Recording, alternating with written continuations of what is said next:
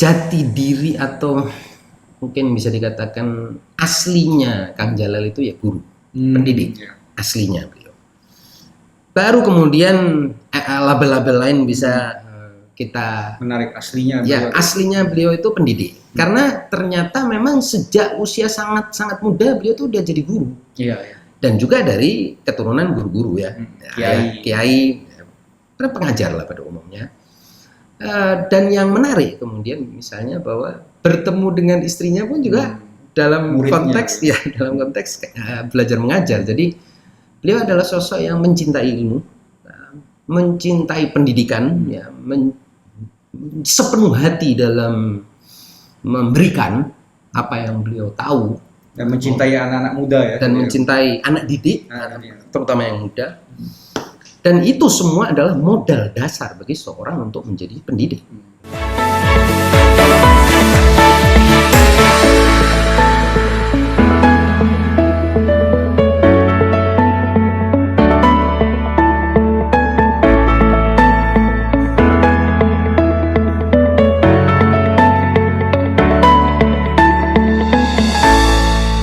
Bismillahirrahmanirrahim. Assalamualaikum warahmatullahi wabarakatuh. Para pemirsa channel Kupas sekalian, kita berjumpa kembali di channel ini. Pada kesempatan kali ini kita akan mengenang Bapak Jalaluddin Rahmat atau Kang Jalal. Setelah pada Senin 15 Februari 2021, kalau tidak salah pukul 3 sore, kita mendapatkan kabar duka bahwa Bapak Jalaluddin Rahmat, cendekiawan Muslim yang senior, sudah dikenal sebagai cendekiawan Muslim melalui tulisan-tulisannya sejak dekade 1980-an, meninggal dunia di Bandung. Pada kesempatan kali ini, seperti tadi saya katakan, kita atau kami akan berbincang tentang beliau. Jalaluddin Rahmat akhir-akhir ini mungkin lebih dikenal sebagai politisi atau anggota DPR dan tokoh Syiah. Padahal kalau kita mau membaca biografi beliau, beliau adalah pribadi yang sangat multidimensi. Perjalanan pemikirannya, perjalanan aktivismenya itu menunjukkan sesuatu yang kaya dan sangat berwarna.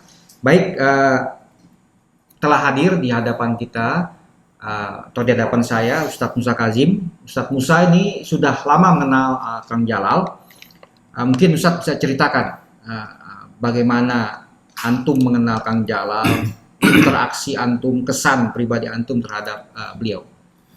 Ya, Assalamualaikum warahmatullahi wabarakatuh. Waalaikumsalam. Mungkin saya harus sampaikan bahwa saya berbangga untuk menyebut diri sebagai salah satu murid dari Kang Jalal. Karena saya ingat pertama kali saya menemukan Kang Jalal itu ketika beliau berceramah di Maulid Rasul Shallallahu Alaihi Wasallam di pondok pesantren tempat saya menimba ilmu yang didirikan oleh orang tua saya sendiri, yaitu YAPI, Yayasan Pesantren Islam. Waktu itu saya segera saja terpesona dengan sosok ini yang mampu membawakan sejarah Nabi di sebuah peringatan Maulid yang biasanya ritualistik dan biasa-biasa saja tanpa kesan khusus, dengan mengutip pertama-tama syair dari Allamah Iqbal. Saya sampai agak teringat itu susunan pembicaraan atau kandungan pembicaraan itu, karena begitu unik ya. Di usia saya yang baru belasan tahun itu. Ini tahun 80-an? Tahun ya 88 mungkin ya, atau 89, saya persisnya juga lupa.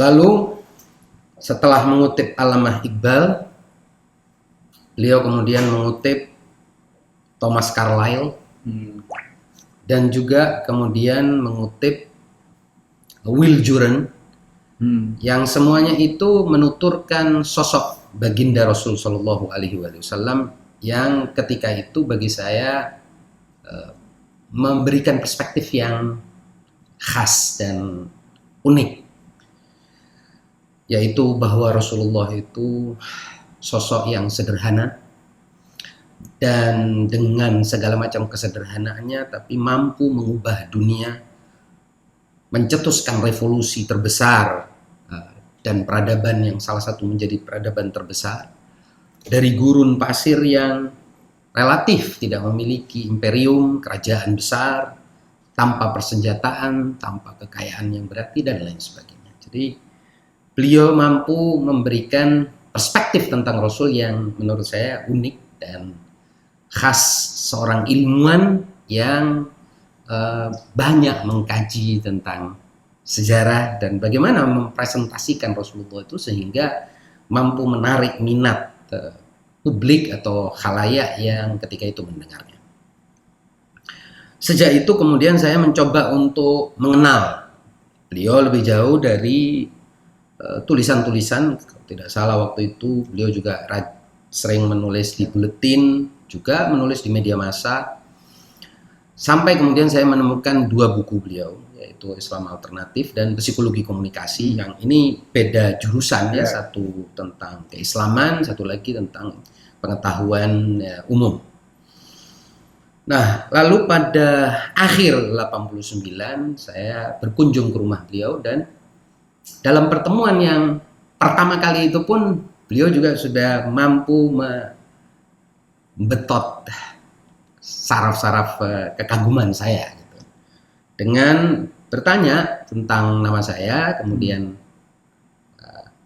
ada yang mengenalkan nama saya Musa Al-Kadzim, kemudian beliau bertanya tentang apa yang dimaksud Al-Kadzim, kemudian saya menjawab hanya sekedar makna harfiahnya saja, tapi kemudian beliau menuturkan tentang kisah Imam Musa Al-Kadzim yang merupakan salah satu dari imam-imam Ahlul Bait. Dari situ saya kemudian makin mengetahui bahwa orang ini ketika duduk dan berbicara itu selalu ada wawasan yang disampaikan, ilmu yang diutarakan, dan informasi menarik yang bisa beliau share atau bagi dengan yang di sekitarnya. Dari situ kemudian saya mendapatkan banyak sekali kebaikan dan motivasi dan bimbingan dari almarhum yang saya anggap telah mewarnai hidup saya dan mempengaruhi hidup saya hingga saat ini.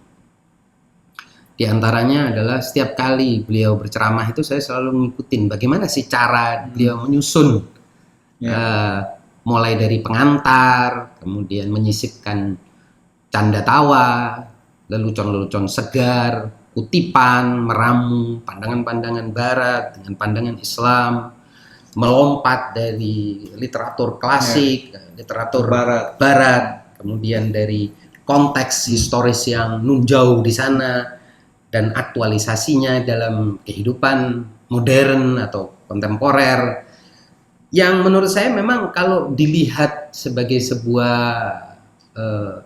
sistematika akademis memang tidak terlalu sistematis, tetapi secara intuitif itu melahirkan ketertarikan kita yang akhirnya tidak menimbulkan kejemuan, karena kadang-kadang orang itu sok sistematis akhirnya menjemukan karena ngomongnya terlalu algoritmik dan kaku, rigid lah kalau istilah kerennya. Nah, beliau tidak, beliau selalu mampu menuangkan gagasan atau pandangan dan pikiran yang beliau ingin sampaikan itu dalam sebuah ramuan yang berwarna-warni sekaligus juga beragam, sehingga di dalamnya ada unsur informasi, ada unsur narasi, ada unsur persuasi, ada unsur argumentasi, juga tidak kalah pentingnya mampu menyisipkan di tengah-tengah itu semua canda yang menyegarkan audiens. Dan biasanya pengantar beliau itu selalu cerita, selalu cerita kisah. Nah, saya kira itu kejeniusan yang belum pernah saya temukan pada banyak ilmuwan, sedemikian kalau kita mau jujur, kalau kita baca misalnya buku Daras Psikologi Komunikasi, kita akan menemukan textbook ini berbeda dengan textbook lain pada umumnya dalam ilmu-ilmu apapun, di mana orang akan mampu membaca buku itu tanpa mengalami kejenuhan karena buku itu disusun yaitu tadi dengan keragaman intuitif ya, yang akhirnya menghadirkan buku itu menjadi populer, bisa didekati oleh semua kalangan lah gitu ya. Teks mahasiswa komunikasi atau mahasiswa bahasa atau mahasiswa psikologi itu buku itu textbook kuliah sebenarnya. Textbook kuliah. Seperti bukan isinya seperti bukan textbook kuliah gitu. Nah, itu yang menurut saya belum menemukan orang memiliki kemampuan untuk menghadirkan buku textbook tetapi dengan kekayaan kandungan dan muatan yang di dalamnya ada kisah manusia. Di dalamnya ada gagasan, di dalamnya ada juga survei, statistik, ada ini seperti perpaduan yang sangat serasi ya, dan itu memang intuisi manusia itu sebetulnya ke arah situ gitu. Kalau kita lihat misalnya presentasi yang hebat itu adalah presentasi yang mampu menghadirkan gagasan yang abstrak dalam bahasa manusia biasa yang juga di dalamnya ada kisah tentang manusia karena manusia kan tertariknya dengan manusia yang lain. Nah, oleh sebab itu saya kemudian buku Psikologi Komunikasi itu seingat saya baca lebih dari 20 kali dalam hidup saya karena nyaris tidak pernah bosan setiap kali saya mengarungi bab demi bab dari buku itu. Teori-teori psikologi dan komunikasi itu kayak seperti masuk akal. Ketika melihat contoh-contoh dalam cerita di buku itu kan. Iya, dan kita sebagai seorang insan itu kan memang lebih senang diberikan cerita tentang manusia lain, pengalaman manusia lain, kan bukan disodori angka-angka atau data yang seringkali mereduksi definisi kemudian juga mereduksi ke rumitan pengalaman manusia. Nah, Kang Jalal itu mampu menghadirkan semua kerumitan pengalaman manusia, eksperimen di dalam sebuah narasi, tapi sekaligus juga dengan bahasa ilmiah yang sesuai dengan standar penulisan ilmiah ya, di mana beliau selalu memberikan rujukan, memberikan pendapat ahli dan memberikan definisi, skop pembahasan dan memberikan argumen yang sesuai dengan standar ilmu yang beliau kuasai itu. Ini saya kira ini keunikan yang saya sampai usia 45 tahun ini saya kira Anda juga kan akan sulit itu menemukan buku textbook yang seperti itu. Serenyah itu ya. Nah, serenyah itu dalam bahasa Indonesia yang kita tahu juga memiliki banyak kekurangan gitu kan. Nah, Kang Jalal itu termasuk orang yang mampu menghadirkan gagasan-gagasan yang berat ya dalam baju komunikasi yang sederhana, dan itu menurut saya itu kejeniusan karena kemampuan menjelaskan sesuatu yang abstrak dan rumit dalam bahasa yang sederhana itu adalah kemampuan yang luar biasa yang tidak sederhana gitu. Menyederhanakan yang rumit itu sendiri bukan sesuatu yang sederhana. Itu kata orang jenius itu yang mampu menyederhanakan sesuatu yang kompleks ya. Saya kira itu kelebihan dan keistimewaan Kang Jalal yang saya lihat hadir dalam baik tulisan-tulisannya, terutama buku-bukunya, juga ceramah-ceramahnya. Itu kekayaan wawasan itu selalu tampil.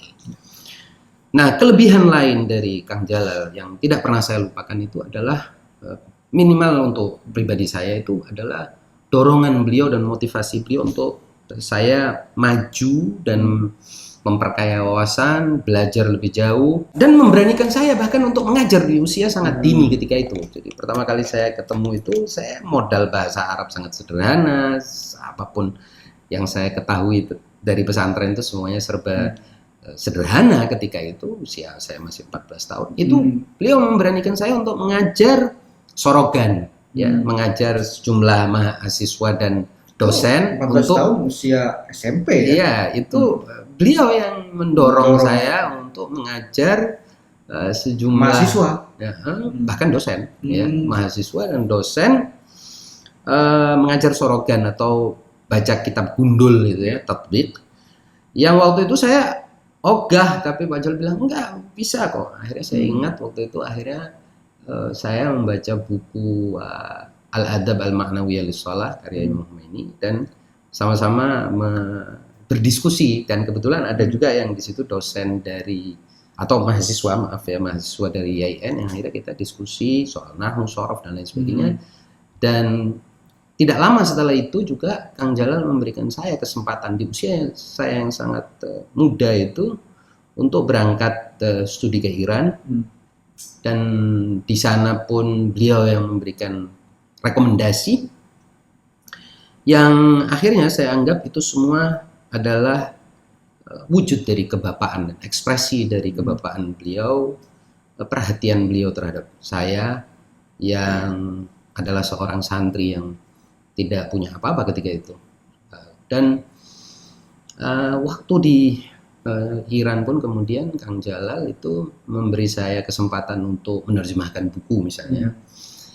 Pekerjaan yang belum pernah saya tekuni sebelumnya, tapi ada kepercayaan buat saya untuk melakukan percaya itu. terhadap generasi muda, anak Iya, muda. Ya. Itu menurut saya juga jiwa yang sangat nyata dalam atau watak yang sangat nyata dalam diri Kang Jalal almarhum ini, yang saya lebih sering menyebutnya dengan Pak Jalal. Kemudian yang tidak kalah pentingnya menurut saya adalah dalam hampir semua ceramah, tulisan, buku, nampak jelas pembelaan dia terhadap kelompok marginal. Saya kira itu karena pengalaman hidup beliau juga, yang kita kalau baca dalam biografinya juga termasuk dari golongan proletar. Nah, semangat pembelaan terhadap kelompok lemah ini atau kelompok marginal ini, kelompok proletar ini juga tampak dalam sepanjang hidupnya dan dalam berbagai karyanya dan produk pemikiran yang beliau tawarkan. Saya kira itulah mengapa kemudian kita melihat perjalanan intelektual beliau itu dari kelompok A ke kelompok B ke kelompok C selalu berusaha untuk mendampingi dan mengadvokasi yang paling minoritas dari setiap kelompok itu. Saya kira itu yang saya lihat juga tidak berubah dari beliau, meskipun beliau berubah dalam tanda kutip pandangan keberagamannya berubah, gitu. Tapi yang tidak berubah itu. Yang tidak berubah itu pembelaannya terhadap orang-orang lemah. Jadi bisa kita lihat misalnya ketika di lingkungan yang begitu banyak orang NU, beliau membela gagasan-gagasan Muhammadiyah misalnya. Itu kan contoh bahwa dia ingin membela yang minoritas. Gitu. Kemudian ketika banyak orang melawan Syiah, beliau berusaha mempertahankan Syiah dan membela Syiah sebagai sebuah ajaran yang terpinggirkan, termarginalisasi. Dan kemudian lebih jauh beliau menunjukkan kegigihannya dalam pembelaan itu sampai kepada metodologi, sampai kepada memberikan studi ya, kritis terhadap sejarah dan menunjukkan bahwa kelompok ini memang dilemahkan dalam sejarahnya.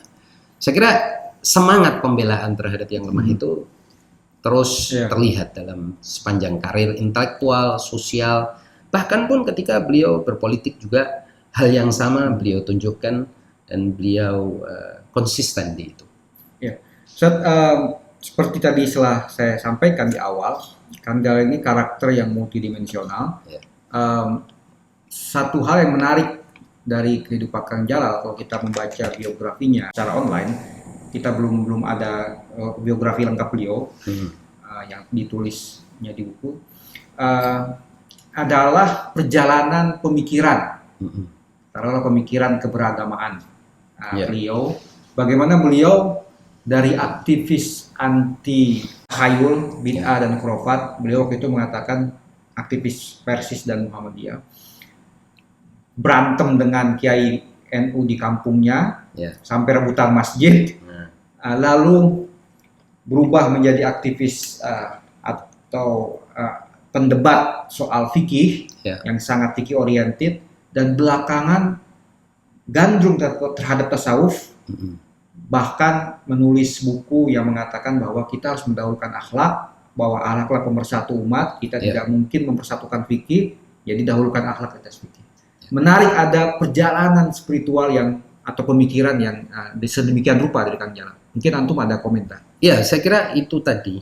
Jadi kalau kita melihat sosok itu kan kita bisa berikan highlight atau ciri paling menonjol dari sosok itu, yaitu pembelaannya terhadap kelompok yang terpinggirkan. Baik ketika dia menganut suatu paham atau aliran keagamaan, atau juga pendapat, pengetahuan, beliau biasanya mencari yang paling tertindas, termarginalisasi. Itu saya lihat itu sepanjang karir beliau begitu. Nah, dinamika dari seorang yang tadi disebut sebagai anti terhadap takhayul dan lain sebagainya, bergerak menjadi orang yang membela Syiah, kemudian belakangan juga berusaha untuk meninggalkan fikih, saya kira sama. Karena dalam periode-periode itu kita lihat bahwa beliau ingin memunculkan keberagaman. Keberagaman, bukan keberagaman, tapi keragaman pemikiran. Jangan sampai ada satu pemikiran yang mendominasi pemikiran lainnya. Sedemikian sehingga pemikiran ini tumbuh secara seimbang sesuai dengan multidimensionalitas manusia. Kan pada akhirnya manusia itu kan multidimensional. Tidak ada manusia itu yang punya satu ciri khas gitu ya, dan yang lain itu harus dibuang. Enggak, manusia memang makhluk yang beragam pada hakikatnya. Meskipun fitrahnya satu, jiwanya satu, sebagaimana yang kalau kita baca di dalam Al-Quran, tapi kan itu substansi ketika dalam tataran ekspresi sosial manusia itu beragam. Beragam susunan emosinya, beragam kecerdasannya, beragam pemahamannya dan lain sebagainya. Almarhum ini termasuk orang yang mendukung keragaman dalam semua fase kehidupannya. Oleh sebab itu kalau kita lihat mengapa belakangan beliau cenderung membela tasawuf dan mendahulukan akhlak sebelum fikih, persaudaraan sama manusia dan muslim. Memang ketika fikih itu mengharu biru wacana keislaman di Indonesia dengan menguatnya paham-paham yang ingin mensyariatisasi segala sesuatu, semuanya mau diperda syariahkan, kemudian juga islamisasi berbagai bidang yang sebetulnya itu bukan islamisasi, yang itu kan cuma istilah saja. Fikhisasi, legalisasi agama dijadikan formal dan berebut forum-forum formal itu, lembaga-lembaga formal itu. Beliau melihat ini sudah kepelantrang ya, sudah terlalu jauh, sudah far-fetched, sudah berlebihan dalam soal itu. Maka beliau juga melakukan kritik yang cukup keras terhadap fenomena formalisasi dan legalisasi keberagamaan yang sebetulnya itu harusnya, yang pada hakikatnya harusnya sesuatu yang spiritual. Nah, itu datang dari, lagi-lagi saya lihat ciri yang sama dari sebelumnya, yaitu adanya penindasan satu dimensi atas dimensi lain, atau upaya satu arus mengkooptasi arus-arus yang lain, yang harusnya itu semuanya seimbang. Karena syariat sebenarnya juga kan 3 dimensi ya, kalau setidaknya 3 dimensi akidah, dimensi fikih, dan dimensi akhlak kan. Ya, artinya agama ya, agama itu 3 dimensi. Nah, upaya mengunggulkan, mendominasi salah satu dimensi itu mengakibatkan ada protes di dalam jiwa seorang seperti Kang Jalal yang kita kenal ini, sangat proletar, sangat egaliter, kritis, dan tidak mau adanya satu hegemoni, dan orang seperti dia akan melawan dengan cara apapun gitu. Sama seperti ketika di dalam biografi kan dia juga menyatakan bahwa dia dulu sempat menolak Cak Nur karena juga menganggap Cak Nur membawa katakanlah liberalisme. Nah, karena waktu itu liberalisme itu barang yang didukung oleh Orde Baru kan misalnya. Jadi ketika liberalisme itu menjadi wacana kekuasaan untuk mendominasi, menghegemoni wacana-wacana atau arus-arus pemikiran lain, dia memberontak juga terhadap itu. Tapi sebaliknya ketika misalnya ada penguatan lembaga tertentu seperti Majelis Ulama Indonesia menguat berlebihan dan mau mendominasi wacana keagamaan dan keragaman yang ada, ya beliau juga melakukan kritik tajam gitu.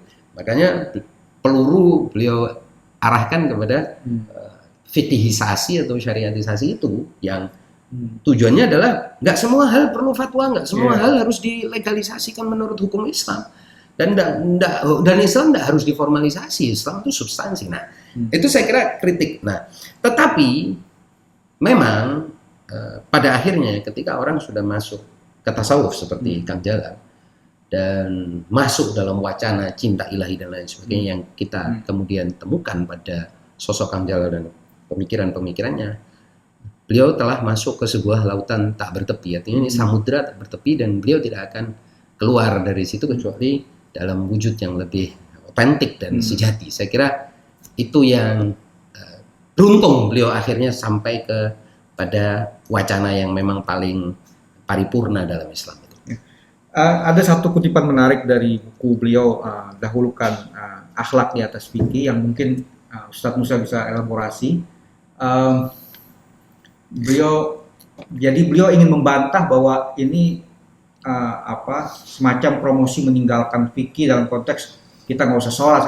Beliau ingin membantah itu, dan beliau ingin mengatakan bahwa maksud beliau itu adalah dengan judul tersebut atau buku ini, bahwa fikih di kalangan para ulama Islam dahulu, para ulama fikih itu dibahas secara akademis, sangat akademis, tapi para ulama ini ketika bergaul secara sosial mendahulukan akhlak. Ya, betul. Itu mungkin Anda bisa bahas. Nah, saya setuju begini. Fikih itu kan pedantisme ilmiah, ya, penjelimetan ilmiah.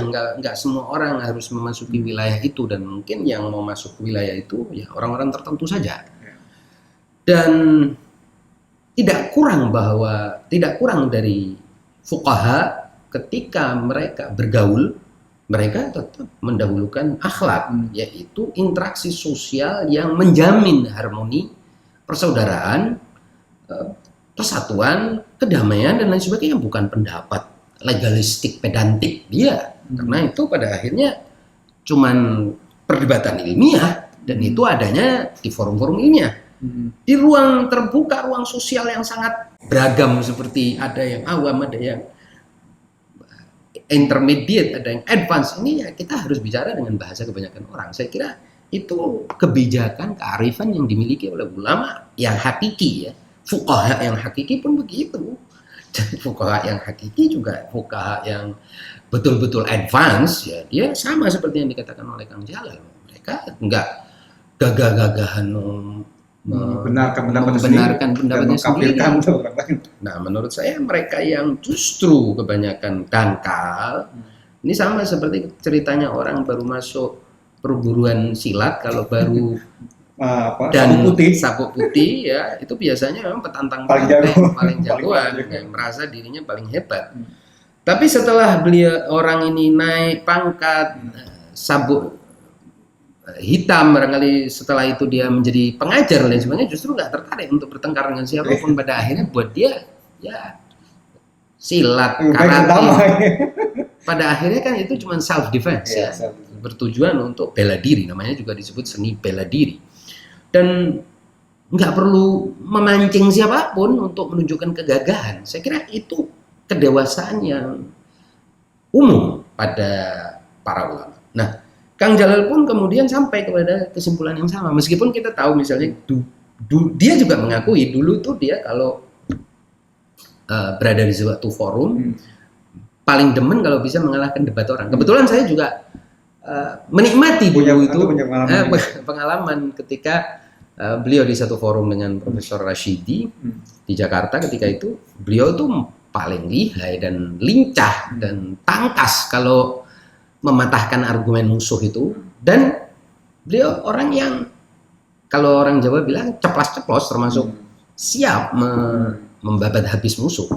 Tetapi kelebihan beliau adalah beliau tidak pernah memasukkan itu ke dalam hati, jadi bukan suatu permusuhan pribadi, sehingga dengan mudah juga beliau bisa mengubah suasana agak tegang itu menjadi cair sama sekali dengan jok-jok yang seringkali orang tidak duga gitu. Dan intonasinya pun jarang ledak-ledak, ya. Sama sekali. Itu tadi saya bilang salah satu. Saya ingin tekankan lagi. Jadi salah satu yang saya ingat dari pengalaman pertama kali saya, kesan pertama kali saya tentang dia adalah ketika beliau berceramah itu intonasinya itu landai, tapi isinya berbobot. Gitu.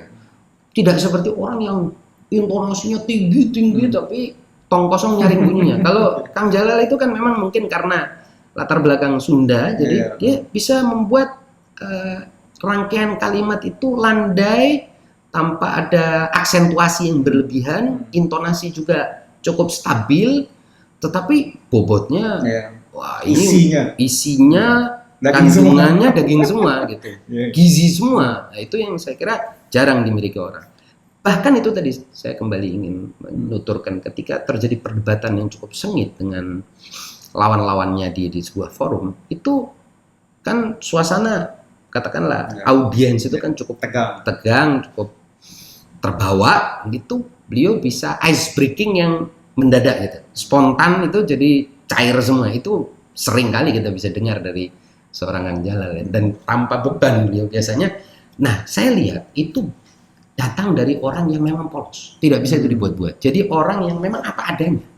Jadi beliau bisa menjadi dirinya sendiri saja. Ketika beliau menjadi dirinya sendiri, terungkaplah jok-jok yang segar itu tadi dari ya kejeniusan dan kemampuan beliau mengolah kata, mengartikulasi ya, tapi muncul akhirnya gitu.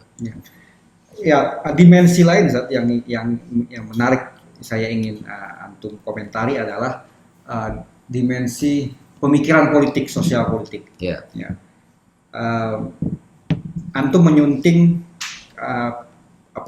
kumpulan ceramah beliau, tulisan-tulisan beliau, kuliah-kuliah beliau tahun menjelang reformasi 98 tentang bagaimana beliau melihat kebijakan-kebijakan politik pemerintah dan juga kondisi sosial kemasyarakatan. Nah, ini bagaimana pemikiran beliau pada waktu itu? Menurut saya buku Rekayasa Sosial yang waktu itu kami putranya Ustadz Miftah Fauzi Rahmat dan saya sunting itu memang rangkaian kuliah yang menghentak buat banyak orang. Karena apa? Karena beliau mampu mengintroduksi wacana politik dan kebijakan-kebijakan politik Orde Baru ketika itu dalam konteks kesesatan berpikir yang biasanya itu dipakai dalam logika. Jadi bagaimana logika yang biasanya digunakan untuk ilmu pengetahuan yang spesifik dan rigid, yang akademis dan sebagainya, mampu beliau kontekstualisasikan dalam melihat kebijakan-kebijakan politik Orde Baru. Jadi kesalahan-kesalahan berpikir atau kesesatan-kesesatan berpikir yang disebut secara teknis dengan fallacy itu beliau aplikasikan dalam melihat kebijakan-kebijakan Orde Baru. Dan itu menurut saya sangat mencerdaskan, sangat mencerahkan buat banyak orang. Karena seringkali orang itu belajar mantik, ini kebanyakan orang kan belajar mantik tapi tidak mantik nih. Belajar mantik tapi tidak logis. Atau belajar politik tapi tidak logis. Gitu. Itu lebih sering lagi. Nah, seringkali kan politik itu jadi analisis peristiwa.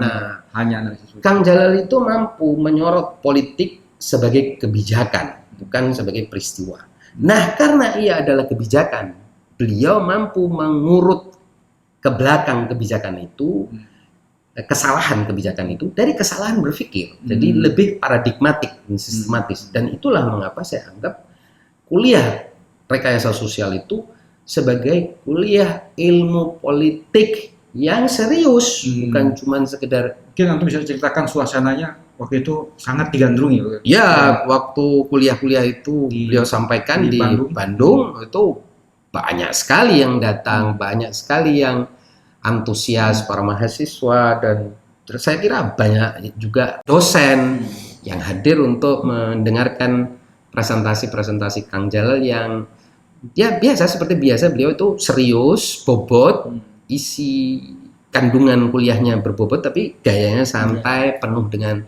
canda tawa, penuh ramah tamahan ya. Dan juga keterus-terangan, itu kelebihannya Kang Jalal. Kang Jalal itu menurut saya kelebihannya dia punya kalimat-kalimat yang cukup menohok, tapi disampaikan dengan halus gitu loh. Kesundaannya itu tidak pernah luntur, tapi sebetulnya itu tajam sekali. Dan saya ya bisa dibaca dalam buku itu, saya melihat bahwa kelebihan itu tidak dimiliki oleh banyak orang, bahwa bisa tajam menusuk ke dalam jantung musuh gitu ya, maksudnya jantung pemikiran musuh ya, dan gagasan lawan, tetapi tanpa mencederai kehormatan orang. Nah, itu yang saya kira juga salah satu kelebihan. Nah, di rangkaian rekayasa sosial itu jelas. Nah, itu yang pertama ya menurut saya. Yang kedua, jadi selain kuliah-kuliah rekayasa sosial itu menyoroti kebijakan-kebijakan politik Orde Baru dan membawanya kepada ranah logika kebijakan itu yang keliru. Ya, hal yang publik menjadi privat, hal yang privat menjadi publik, hal yang harusnya jadi sebab dianggap sebagai akibat, hal yang seharusnya akibat dianggap sebagai sebab, dan lain sebagainya yang dia sebutkan bahwa kekacauan paradigma yang melahirkan kebijakan itu mengakibatkan kekacauan kebijakan. Selain itu, beliau juga kemudian mencetuskan sebuah, menurut saya, analisis psikososial tentang apa sih hasil dari kerusakan kebijakan itu. Orde Baru selama 32 tahun. Hasil dari kerusakan kebijakan-kebijakan seperti itu kepada kepribadian masyarakat. Nah, itu kemudian mengapa beliau mengutip analisis yang cukup panjang dari yang Alexander Zinoyev ya, yang berjudul Homo Sovieticus, dan beliau secara cerdas kemudian mencetuskan istilah Homo Orbaicus. Saya kira itu juga kejeniusan beliau dalam memilih diksi dan istilah yang sangat luar biasa. Saya kira kita sangat wajib berterima kasih. Nah, kemudian buku itu akhirnya menjadi saya dengar gitu, dan saya kira betul juga apa yang saya dengar itu menjadi bacaan wajib banyak aktivis era reformasi. Dan kalau kita baca buku itu juga sebenarnya banyak hal-hal yang beliau sampaikan ketika itu masih relevan untuk masa-masa sekarang, untuk melihat apa yang antum sebut psikososial masyarakat. Karena kan warisan dampak Orde Baru ini saya pikir juga tidak hilang dalam 1 atau 2 dekade setelah kejatuhan rezim tersebut. Gitu. Ya, bagi mereka yang mau mengusung reformasi yang substantif dan bukan sekedar reformasi formal prosedural, saya kira isi buku itu tetap relevan. Jadi, saya ingin sayang mungkin tidak atau belum ada yang menerbitkan ulang ya. Ya sayangnya. Tapi insya Allah mungkin bisa lah kita carikan. Misalnya ketika beliau mengatakan ciri utama ya manusia Orde Baru atau Homo Orbaicus adalah kepribadian ganda atau pecah, ya, yaitu orang yang memiliki 2 kepribadian yang masing-masingnya berdiri sendiri. Tak ada jembatan yang menghubungkan 2 kepribadian tersebut. Kepribadian terbelah menjadi 2 wajah, wajah publik, wajah di hadapan banyak orang. Dan wajah privat, wajah di kalangan sendiri. Dan 2 wajah ini bisa sangat berbeda. Ini saya kira sampai sekarang masih ada. Bagaimana seorang pejabat bicara, ya baru-baru inilah kita lihat ada seorang pejabat yang bersumpah melawan korupsi lah, ini tahu-taunya dia sendiri korupsi. Saya kira ini kan menunjukkan bahwa itu Homo Orbaicus itu masih menjangkiti pejabat-pejabat yang konon katanya sudah melalui berbagai screening untuk supaya bisa menjadi pejabat. Sekarang itu ada fakta ini, fakta itu, dan diawasi dan seterusnya. Tapi tetap karena itu kan kepribadian, tidak mudah untuk mengubah. Nah, ya itu. Saya kira begitu. Ya. Yang juga yang juga penting untuk dicatat dalam kehidupan penjara adalah aktivitas dia dalam bidang pendidikan. Dia mendirikan sejumlah sekolah, utamanya Yayasan Mutohari, ada SMA Plus, dan juga jangan dilupakan ada SMP gratis Mutohari yang saya baca dalam buku meningkatkan kecerdasan dengan berbasiskan otak itu. Beliau punya obsesi mendirikan SMP gratis di seluruh Indonesia. Ya, saya kira begini, karena saya lama betul kenal dengan sosok ini, alhamdulillah Allah memberikan saya kesempatan untuk kenal langsung. Nanti suatu saat juga mungkin saya ingin menulis lebih jauh tentang pengalaman-pengalaman saya dengan dia. eh, jati diri atau mungkin bisa dikatakan aslinya Kang Jalal itu ya guru, pendidik, aslinya beliau. Baru kemudian label-label lain bisa kita menarik aslinya. Ya, aslinya beliau itu pendidik. Karena ternyata memang sejak usia sangat-sangat muda beliau itu udah jadi guru. Iya. Dan juga dari keturunan guru-guru ya. Kiai, pengajar lah pada umumnya. Dan yang menarik kemudian misalnya bahwa bertemu dengan istrinya pun juga dalam konteks dalam konteks belajar mengajar. Jadi beliau adalah sosok yang mencintai ilmu, mencintai pendidikan, ya, sepenuh hati dalam memberikan apa yang beliau tahu dan mencintai anak-anak muda ya. Dan mencintai anak didik, terutama yang muda. Dan itu semua adalah modal dasar bagi seorang untuk menjadi pendidik.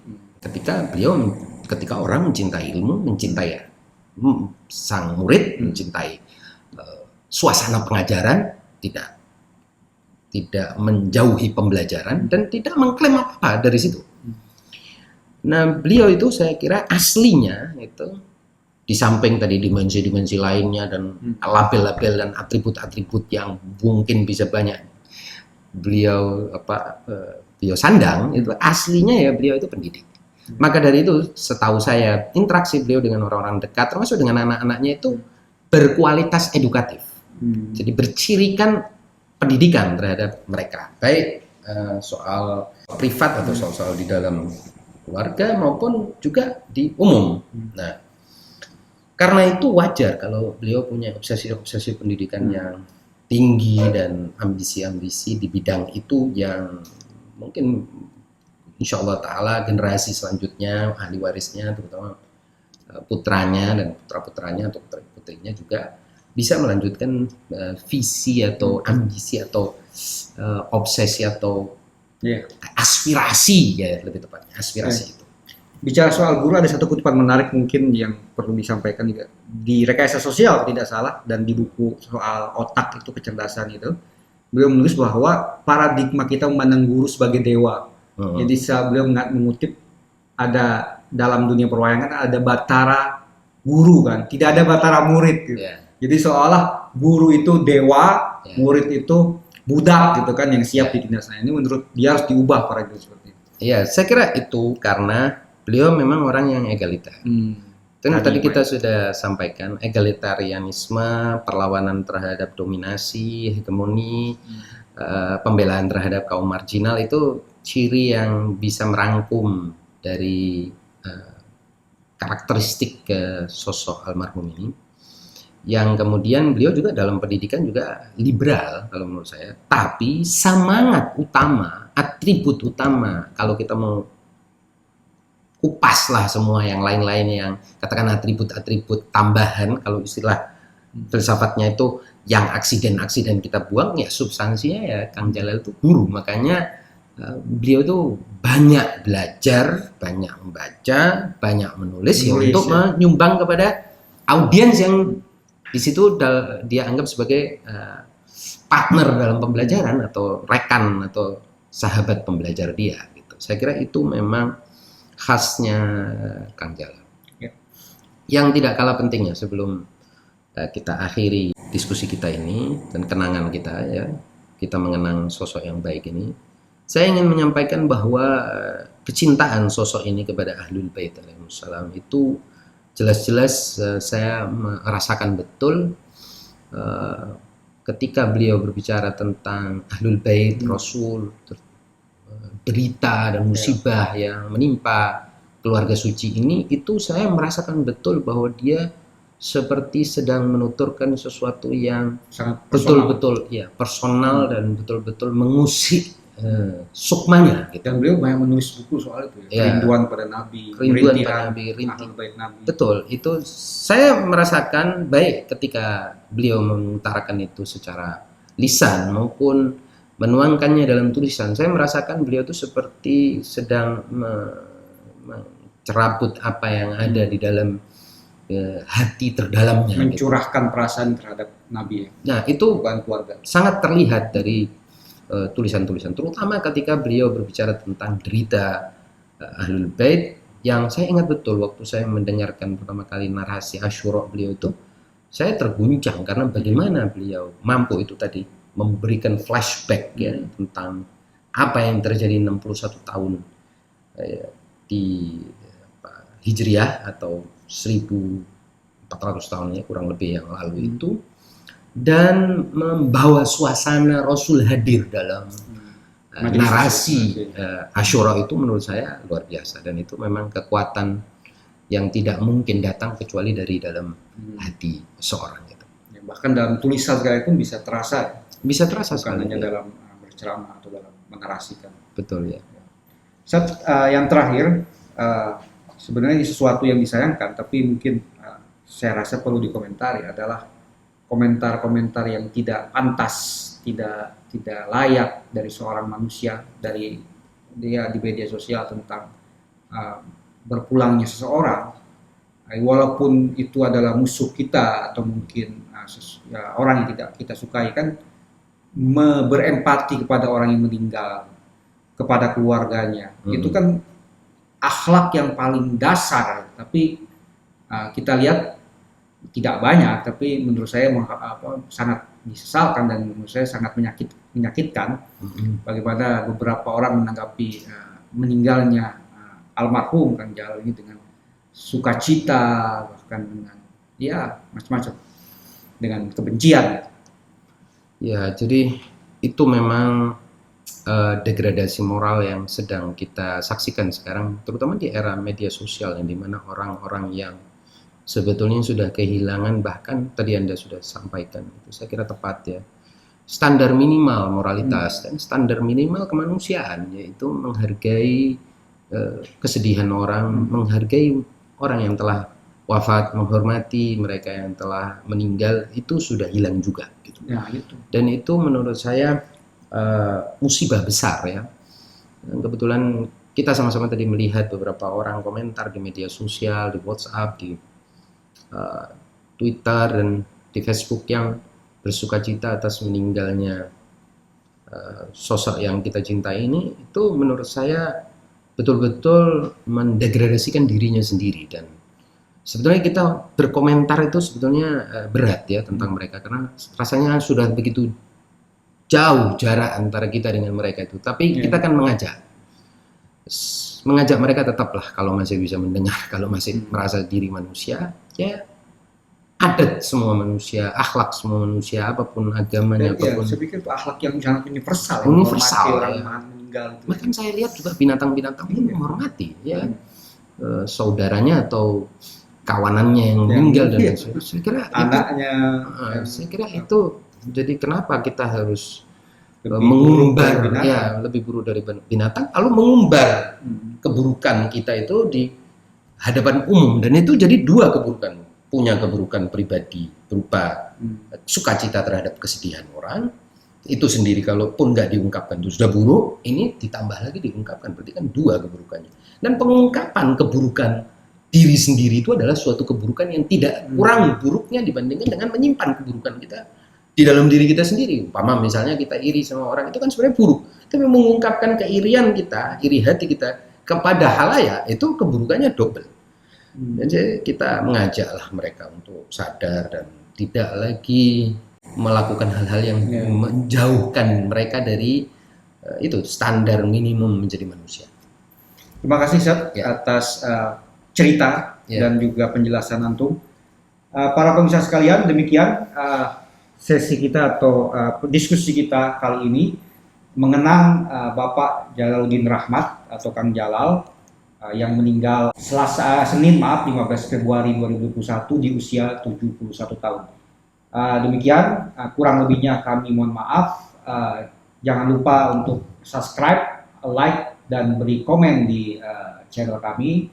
Assalamualaikum warahmatullahi wabarakatuh. Waalaikumsalam warahmatullahi wabarakatuh.